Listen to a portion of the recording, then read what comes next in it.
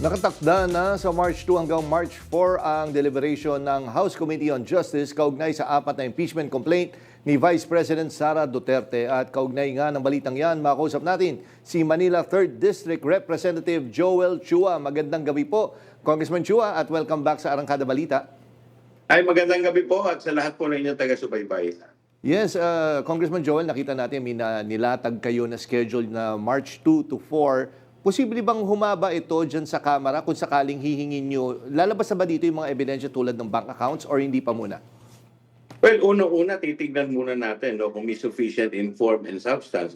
Kung ano po yung naging batayan namin nung panahon po ng impeachment ni Presidente, ganun din ang makikita at maaasahan po ninyo dito. Kung ito po ay makikita na may sufficient in form and substance, bibigyan po ng 10 araw ang respondent para sumagot ng kanyang answer at magkakaroon pa po ng reply at rejoinder. So after po niyan, magkakaroon na po tayo ng hearing. Oo, pero apat po yan, ano? So iisa-isahin po natin yan na i-review.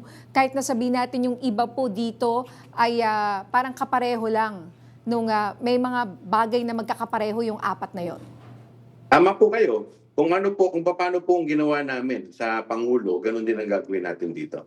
Oh, so matagal yan. Gaano po katagal itong inaantay natin ano, bago siya maipasa sa Senado? Well, kung ito'y magkakaroon, meron naman po, nakalagay naman po sa aming rules, dapat mag-sumiti po kami within 60 session days kung sinimulan na po namin to. So within 60 session days, kailangan ito po ay maglabas na ng committee report ang Committee on Justice. Okay, so kumbaga after po ng dyan sa House Committee on Justice, yun nga, ang suma total ay 60 days. So posible na maubos yun, yung 60 araw na yan, kung hihingin nyo yung lahat ng mga ebidensya at ilalabas talaga sa Kamara. Tama po? Well, kung titignan po natin, iba naman po doon na pag-usapan na, yung mga natalakay na.